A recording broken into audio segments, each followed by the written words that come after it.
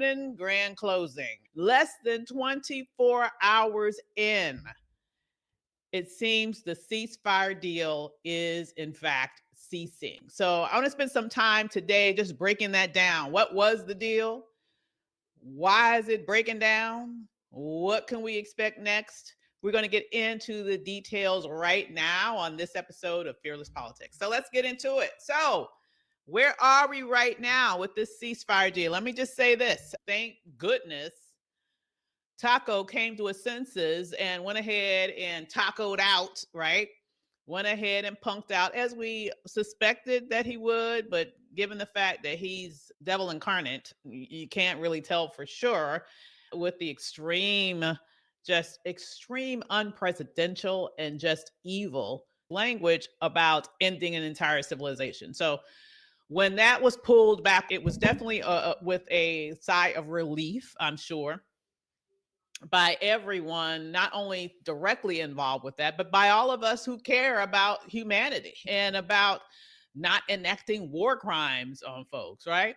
However, today, less than 24 hours in, this quote unquote ceasefire deal is backfiring, it seems. And it's backfiring according to the Iranians based on the fact that three core components of the deal have already been violated. So I'm going to break that down and then move right on from there. So let's just be real. Trump had painted himself into a corner.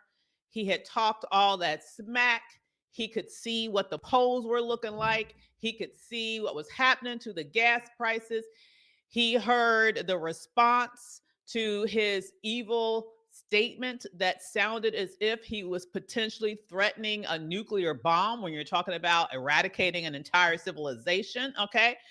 And he could see that even other Republicans or far right-wing folk who in the past had been riding with them throughout all his other ridiculousness, a lot of them were saying, oh, hell no, you have lost it. Somebody invoked the 25th. And I think when he started hearing so many people talking about invoking the 25th, the final total came to over 70 politicians, mostly Democrats, who came out publicly in favor of the 25th. But likely even more critical to him were people like the Alex Joneses of the world. Even batshit crazy Alex Jones was saying, let's 25th his ass. People like Candace Owens, people like even Tucker Carlson was alluding to it, right? People on that side of the political spectrum too were alluding to or directly calling for the 25th. And so he could tell that he had gone way too far and he was trying to figure out a way to walk it back. Now, let me just put this into context. Already on the table, there were two potential options that the parties could agree to with regards to starting these talks. Americans had put forth a 15-point plan that the Iranians had dismissed outright. That's not new. That had already been out there and they dismissed it outright. The Iranians had put out a 10-point plan previously as well. All right. According to both Iranians and Pakistanis who were actually handling the negotiations, all parties agreed to go forward with starting negotiations with the 10-point plan that the Iranians had put forth. So that means right there at the front, Donnie Boy capitulated and decided to play ball with the Iranians versus forcing them to play ball with the 15-point plan that he had put forth. And I'm not surprised to see that because he's the one that's desperate. He's not in the power position. The Iranians had control of the straits, and that's really where he was particularly hurting economically. And politically, he was really in a horrible position because clearly we're in a worse position with that than we were for years. There had not been a problem with the Strait of Hormuz. Boats were going in and out of there, not paying any tolls, nothing, okay? And then all of a sudden he comes in, fucks it up, and then throws a temper tantrum because none of the NATO allies would help get him out of the own mess that he created. But that's neither here nor there, because at this point, The idea was to start with a ceasefire and to start negotiations based on the 10-point plan that the Iranians put forth. And so that we all are on the same page and know what we're talking about here, let me break down for you what was in that 10-point plan. All right. Number one, guarantee that Iran will not be attacked again. Like they had gotten tired, okay, of having quote unquote negotiations with Israel and America. And while they're at the negotiating table, they are being attacked. That had happened to them not once, but twice. And so, number one on their list was guarantee that Iran will not be attacked again. Number two on their list, permanent end to the war, not just a ceasefire. All right. They really wanted to work towards a permanent end of the war, not perennial short term ceasefires. Number three, and this one, remember this one because this is a key one right here. End to Israeli attacks on Lebanon. All right. That was part of the 10-point agreement, that there would be an end to Israeli strikes in Lebanon. All right. Number four, lifting all U.S. sanctions on Iran. Number five, end to all regional fighting against Iranian allies. Number six, Iran would reopen the Strait of Hormuz in exchange for all of those things that I just mentioned, right?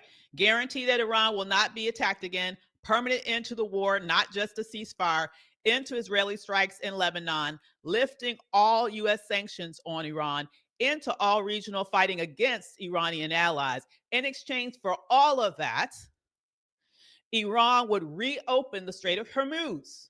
Okay, this was part of this 10-point agreement, right? Next, Iran would impose a $2 million fee per ship transiting the Hormuz. So that means every ship that is to go through the strait moving forward would pay a total of $2 million to get through the strait. Iran would split those fees with Oman, which was a key negotiator that's facilitating the process to come together for, in essence, a peace plan moving forward. Number nine, Iran would establish rules for safe passage through Hormuz. You see how they are positioning themselves as having sole authority over the straits, right? They would open it, they would establish rules for safe passage, and they would get paid $2 million per ship, essentially as a toll to be able to get through the straits. And then finally, 10, Iran would use Hormuz fees for reconstruction instead of reparations. So, in other words, they were saying that they wanted to use the money collected through those tolls in order to help rebuild their country, given all of the damage that it has sustained over the course of this war. So, this is what led to the ceasefire. All right. Now, I know today you're probably hearing messaging out of the White House saying that they didn't agree to this, that it came as a result of their 15-point plan. Well, let me just say two sources. The neutral party that is arranging the peace talks say that's a lie, that actually he agreed to the 10 points. And Iran is saying he agreed to the 10 points. Those two are saying the same thing. And then the U.S. is over here saying something completely different. And if you ask me who I believe, given the history, given the mountain of lies that we know Donald Trump has been saying from day one, I'm going to go with the two countries that are saying the same thing. Because one of those two is a neutral party. All right? So all evidence is that the administration is lying about that. Iran never even took seriously the 15-point plan that Americans provided. Instead, they are basing their conversations on the 10-point plan that Iran provided. All right, so now we've gone through that. So you might be wondering, then what the hell could have happened so quick? What the hell is happening already that the ceasefire is likely ceasing? Okay, what is happening such that it's grand opening, grand closing? There are problems here already. And here's what's happened. According to the Speaker of the Iranian parliament. He was on X earlier today, in which he said there are three key breaches of the country's 10-point framework. Number one, there have already been violations, including the failure to begin a ceasefire in Lebanon. It's been widely reported that Israel has been heavily bombing Lebanon all day long. So, isn't that interesting? Isn't that interesting? It appears as if the party that got us into this mess in the first place is the party that's messing us up in terms of the ceasefire. Interesting. That's number one. Number two, he also reported an incursion of hostile drones into Iranian airspace. And thirdly, apparently there has been some discussion today, and you may have heard even the Trump administration talking about they're not going to have access to their uranium. And Iran is saying the devil is a lie, okay? They are denying Iran's right to uranium enrichment. Iran is saying this is a violation of our agreement. We never agreed to no longer have access to uranium enrichment. And therefore, guess what we doing? We closing the strait the hell back up. So as I come to you today, the strait is closed. Grand opening, grand closing. It is closed once again. Ain't ish going through there because Iran has identified three different areas that they are saying the agreement that was reached in order to have the ceasefire and the opening of the strait has not, in fact, been honored. So this is where we are with that today. So let's talk about what this deal looks like. Is it winning? Is it losing for the United States? And I would just say this. You may have seen Hegseth earlier today on TV like a rooster, primping and talking about how they just destroyed Iran and it's a victory, it's an overwhelming victory, and they'll never be able to produce nuclear weapons again. Do not fall for the okie doke. All right. Yes, there has been substantial strikes in that country, over 13,000 strikes. But guess what? This country absorbed 13,000 strikes and it's still there and it's still standing. And apparently it still has the ability to close the straits. They just like how you like me now. We've taken your hits and we're still controlling the straits. So now what? And here's what's really interesting to me, just to get to the heart of the deal. All of this has gone on. Billions of dollars, hundreds of billions of dollars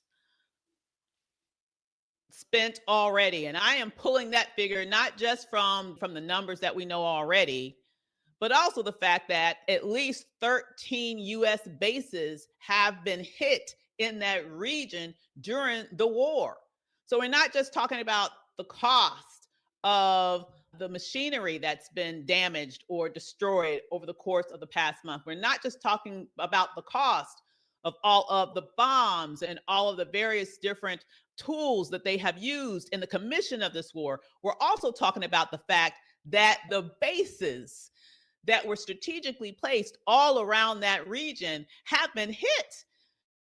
I mean, if you're wondering why in the world would Iran just go bonkers, bombing all of its neighbors, bombing all of these other countries around them for no reason, let me tell you, it won't for no reason. They had a reason. They were targeting areas that had American troops there because there were American bases there. And a lot of those bases were, in fact, evacuated ahead of time, but those troops were still then put into civilian hotels, which one might even make the argument that might sound familiar to you that could someone charge America, if they're doing that, with using human shields for their army? Could one make that allegation? I don't know. But I will at least say this, that is what happened. And so as a result of that, you had Iran not only hitting and destroying those bases, you also have probably heard about different hotels in that region being hit. They weren't just being hit randomly. This is a war. And I have to say, we don't really know. I have to be perfectly honest with you. I do not believe the numbers that we are being told about the number of U.S. troops that have been injured or even killed over the course of the past month, more than a month now. It is hard for me to believe that over 5 weeks, basically, that the only significant damage that the U.S. received was in the first week of the war. I find that extremely hard to believe, but that's what they're telling us. Either way, just know that's not only cost us American lives and catastrophic injuries for the hundreds that at least that they admit to, all right? But also think about strategically, how does this hurt the U.S. interest in that region for generations to come? Because if I'm Dubai, I'm thinking twice about allowing the U.S. to put another base in my country. If I'm Saudi Arabia, I'm thinking twice. If I'm Kuwait, I'm thinking twice. And the reason why I'm thinking twice now is because you told me if I allow you to put your base here, you're going to protect me. Because I don't know, Iran might go crazy and they might try to get us. All right. And you told me that you could protect us. And then when you start something and stuff starts popping off, not only are you not protecting us, you're messing with our money. Our oil production has been completely undermined for weeks because of this. Our infrastructure has been targeted because of this. We sitting here trying to figure out how we can protect ourselves in some way. You're not even thinking about us. And in fact, not only that, but you made us a target specifically because you're here. And so, because of this situation, what do I have to gain then by having you in our country? Why would I even let you come back? Think about the long-term geopolitical impacts of this. So, that's that. But I think it's important to look at if we've gone through all this, spending billions and billions of dollars, right? Spending billions of dollars in order to put this war on for shifting reasons. What do we get as a result? What is the end game here? And is it better than what was the case under Obama? You remember how Trump said he ripped up the Obama agreement and, this is much better than what we had under Obama. How many of you know what we had under Obama? You want to know what we had under Obama? I think it's very interesting because we tend to forget. And I think we need to remember what the Obama deal was and then kind of compare that to what Trump has gotten us, right? So let's do it. Under the Obama deal, the Strait of Hormuz was open for free. Oh, interesting. Right off the top, better off than we are right now. Number two, Iran agreed to limit its uranium enrichment. They openly agreed to limit its uranium enrichment. Number three, Iran agrees to make no more nuclear weapons. Interesting. It's almost as if Trump hadn't torn up this agreement in his first administration. There would be no need for any of this right now because they claimed that one of the main reasons why they wanted to do it was to stop them from making a nuclear weapon. And under the Obama agreement, they had already agreed to not make nuclear weapons. And not only did they agree to not make nuclear weapons, under the Obama agreement, Iran allowed international inspectors to ensure that they were compliant. So it's not even like we just had to take their word for it. They agreed to have international inspectors come in regularly to make sure that they were not pursuing a nuclear bomb under the Obama agreement. And finally, under Obama's agreement, inspectors had to confirm Iran's full compliance so that there would not be any other actions taken. This agreement cost us $0. This agreement was developed completely via diplomatic means. That means nobody died. That means nobody suffered catastrophic injuries. That means $2 billion weren't spent willy-nilly on a daily basis in a war that didn't have to happen. All of that was in place under the Obama agreement. Now let's compare where we are right now with Trump's ceasefire. Under Trump's ceasefire, the Strait of Hormuz is closed, and it will only open for $2 million per ship when and if they choose to open it again. Because right now they're saying this issue's closed. Ain't no room at the end. We ain't letting you in. So even if they do decide to open it, it's going to cost $2 million per ship when it was open and free under Obama, number one. Number two, under Trump's agreement,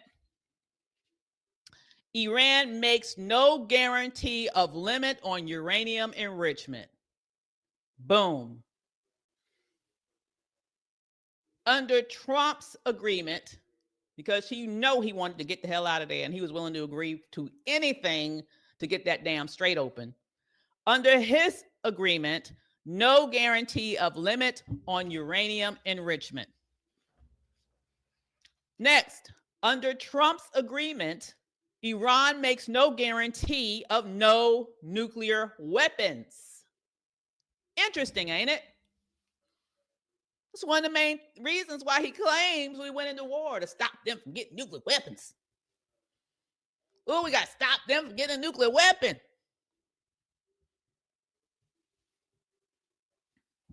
But one of the reasons why there was, for a moment, a ceasefire, I guess the ceasefire is very fragile.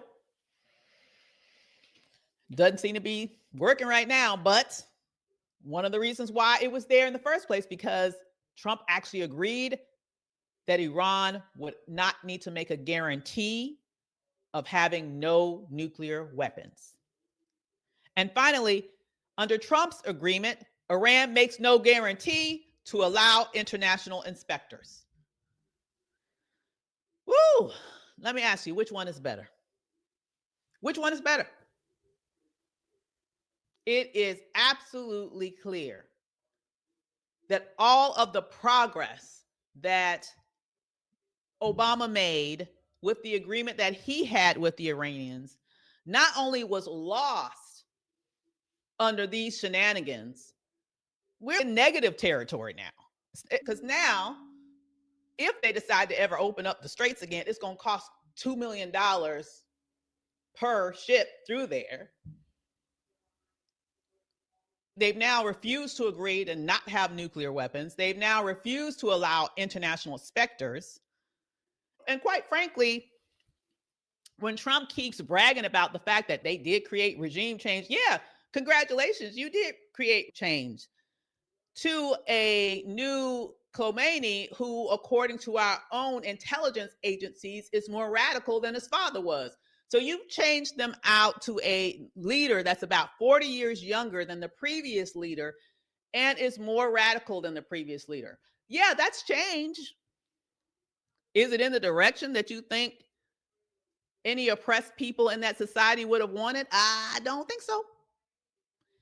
It's a change in leadership. It is not regime change. These are two very completely different things.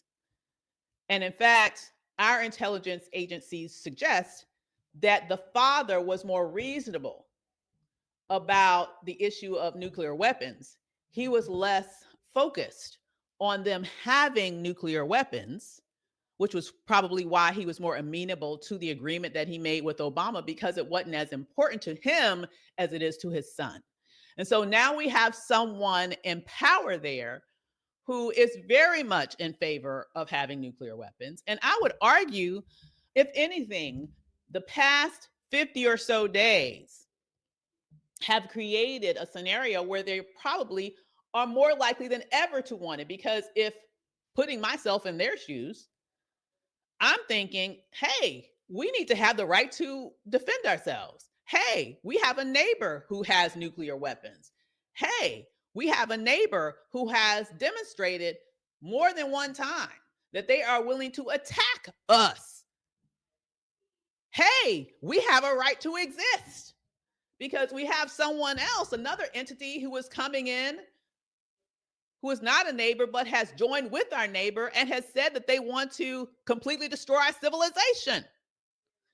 If anything, these actions have probably made the leadership of Iran more intractable when it comes to the issue of having nuclear weapons. Congratulations, Don. You gone and just completely fucked everything up. Now, I know this is not how it's going to be presented to you by the White House. I know this is not going to be presented to you in this way by the drunk who heads the Department of Defense. But this is the truth. This is reality. This is the truth that they don't want you to know. So here we are in this situation where the ceasefire, less than 24 hours in, appears to be ceasing, and the Straits of Hormuz that supposedly was going to open has already closed back up, and we don't even know where we're going to go from here.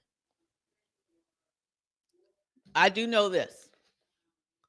Trump and his administration wants off this merry-go-round. That is for sure. J.D. Vance is going over there, among others, and they are going to participate in some discussions. But I will say, my measure is going to be, is what they come up with at the end of this going to be better than Obama's deal? And if it is not, why the hell were we there? Why did we waste all that money, waste all those lives, completely undermine our standing on the world stage, completely jack up relationships, not just with NATO countries, but also with Gulf countries who now know that we either cannot or do not want to protect them if ish pops off. Therefore, where is the incentive for them to be a safe harbor for any sort of military presence there in the future? And not to mention the fact that this is costing billions upon billions upon billions of dollars that cannot be spent on Americans at home. You can't get the lives back that have been lost, and you can't get the money back that has been spent. Congratulations, Don.